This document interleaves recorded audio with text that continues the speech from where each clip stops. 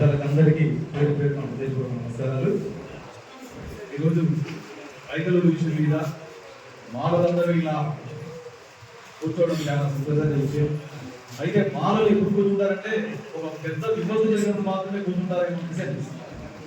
ఎందుకంటే తల్లిదండ్రుల మనం అనుకుంటున్నాం కానీ దయచేసి అనుకో మాకు మనము మాలలు అనేసరికి మాలలు ఏమన్నా తెలుసాం కాదు, మనం లోలో పెట్టుకోం సార్.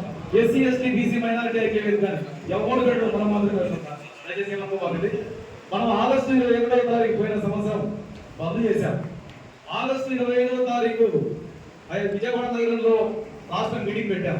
ఆ తర్వాత జరిగినటువంటి విలువ నిజంగా చెప్పాలంటే దళితులకు నాయకత్వం ఉంది కానీ కింద జనం లేదు. మనం యుద్ధం చేస్తున్నామంటే సైన్యాన్ని తయారు చేసుకోకుండా యుద్ధం చేసే వేస్ట్ అవుతుంది. మిగతా మన సోదరులు గ్రామ కమిటీలు, మండల కమిటీలు, జిల్లా కమిటీలు అంటూ వేసుకొని వాళ్ళు పిలిపిస్తే 100,000 మంది వస్తున్నారు. మనం ఎంతమంది వస్తున్నాం? ఎప్పుడు చూసినా ఈ జనమే ఉంటాం. కాబట్టి మీ ప్రాంతాల్లో తప్పకుండా గ్రామ కమిటీ, మండల కమిటీ, జిల్లా కమిటీ వేస్తే తప్ప మీరు అనుకున్నటువంటి విజయాన్ని సాధించలేదు.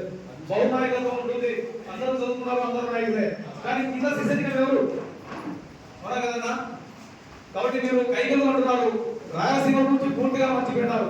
అందరు వేదిక అందరూ కూడా ఇక్కడ ఉన్న నాయకత్వమే. నేను మీకు చెప్పేది ఏంటంటే కైగలు కన్నా భయంకరమైనది. వెల్లూరు మండలంలో మొన్న జరిగిన నిబంధన క్రమంలో 400 మంది మాలలు 11,000 మంది అవుతున్నా. ఊరు రాష్ట్రం అంతా కూడా అల్లగొలమైంది. రాత్రి 9:30 గంటల నుంచి తెల్లవారుజాము 3 గంటల వరకు ఆ జిల్లా యంత్రాంగం అంతా అదే వెలుగూరు పట్టణంలో ఉంది. ఎస్పీ గారు, కలెక్టర్ గారు, జేసీ గారు, ఎస్పీ, అడిషనల్ ఎస్పీ గారు అందరూ ఏ కారణం? మాలపేటపై దాడి.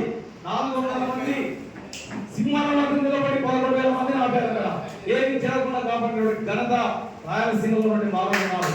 ఎక్కడ మీటింగ్ జరిగినా మేము స్వచ్ఛందంగా 100,000 మంది జరుగుతున్నాం. కానీ ఇక్కడ ఉన్నటువంటి వాళ్ళు నాయకత్వంలో లోపం బహిరంగంగా కనబడుతున్నాం. ఎందుకంటే ఉపాధ్యాసం అందరం ఇస్తున్నాం, కానీ గ్రామాలకు వెళ్ళి ఎందుకు ఇలాంటి విపత్తు జరగకముందే గ్రామ లెవెల్లో వెళ్ళి మనం ఎందుకు మోటివేషన్ చేయకపోతున్నాం? కంపల్సరీగా మోటివేషన్ చేయండి. ఆ గ్రామాల్లో ఉన్న సమస్యలను, చిన్న సమస్యలన్నీ, పెద్ద సమస్యలు ఏముండవు. పామాగంలో ఉండే సమస్యలన్నీ చిన్నవే. కూటి కోసం పోరాటమే మెజారిటీ 85-90% జనాల పోరాటం. ఈ రోజు కూడా పేదరికంలోనే ఉంది మన సమాజం. ఈ రోజు ఉమ్మడి ఆంధ్రప్రదేశ్ లో కాకుండా సపరేట్ ఆంధ్రప్రదేశ్ అయినాక ఈ రాష్ట్రంలో అతి ఎక్కువ జనాభా ఉన్న మనం 7% వచ్చిన 7% ఓట్ బ్యాంక్ వచ్చిన వ్యక్తి డిప్యూటీ సీఎం అయ్యాడు. మరి మనం అందరం చెప్పుకుంటున్నాం, కానీ ఎందుకు ఆచరణ చేయలేకపోతా ఉన్నాం? దయచేసి పెద్దలకు మేము చెప్పేది ఏంటంటే, మీరు టీడీపీ పార్టీలో ఉన్న, వైసీపీ పార్టీలో ఉన్న, కమ్యూనిస్ట్ పార్టీలో ఉండండి. మీ వ్యక్తిగత అవసరాల కోసం కావచ్చు, లేకుండా అక్కడ ఉన్నటువంటి పరిస్థితులను బట్టి కావచ్చు, మీరు పార్టీలో ఉండండి. కానీ కులం కోసం వచ్చినప్పుడు అన్ని పార్టీల జెండాలు పక్కన పెట్టి అందరూ కలిసి పోరాటం చేయడానికి ముందుకు రండి.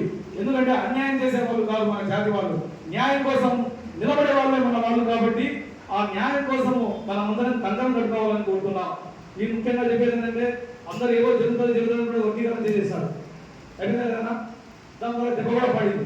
మరి ఏం చేయాలి మనం? నెక్స్ట్ కేంద్ర రాష్ట్ర ప్రభుత్వాలకు మన ఉనికిని చాటుకోవాలంటే ఏం చేయాలి? రేపు జరగబోయే తమ్ముడు ఉందా, సోదరుడు చెప్పాడు, రేపు జరగబోయే ఎలక్షన్లలో మనకంటూ మన గుర్తింపు, అంటే వ్యక్తిగత గుర్తింపు కాదు, జాతి యొక్క గుర్తింపు కోసము తప్పకుండా ఆయా ఓసీ రిజర్వేషన్, ఓసీ సీట్ ఏవైతే ఉన్నాయో అక్కడ పోటీ చేసేందుకు కార్యాచరణ స్టార్ట్ చేయండి. ఉనికిని చాటుదాం. ఎందుకంటే గత 15-16 సంవత్సరాల నుంచి ఎస్సీ ఎస్టీ బ్యాక్లాగ్ పోస్టులు, దాని గురించి ఎంఆర్కేషన్ మాట్లాడు, మాట్లాడు, నాయకత్వం మాట్లాడలేదు. కాబట్టి దాని గురించి ఆలోచించండి.